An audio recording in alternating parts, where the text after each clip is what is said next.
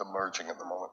Should countries' governments be forced to make a choice, to take a side at this point, Pippa? I mean, certainly, again, this is a big narrative here.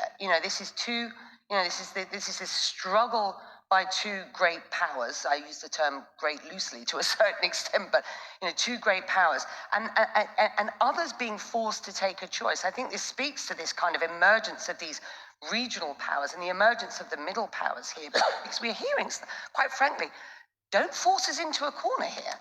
Are they right? Well, it may be a bit late for that. I remember talking to an Australian diplomat at one point about this break between the US and China, and said, both sides are going to say, whose team are you on?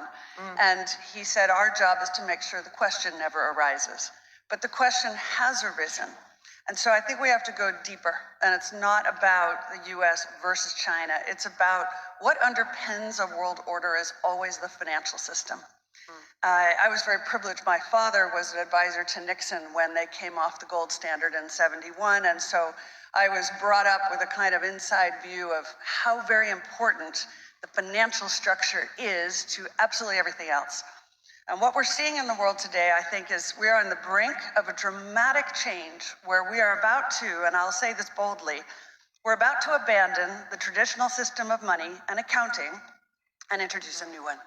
And the new one, the new accounting, is what we call blockchain. It means digital.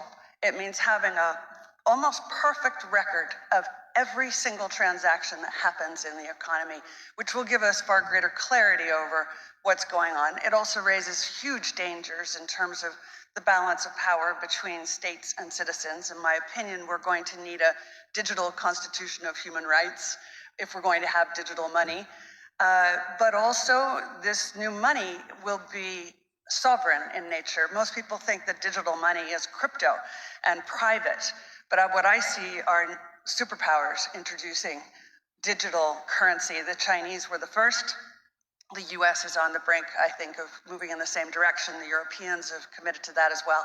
And the question is, will that new system of digital money and digital accounting accommodate the competing needs of the citizens of all these locations so that every human being has a chance to have a better life? Because that's the only measure of whether a world order really serves.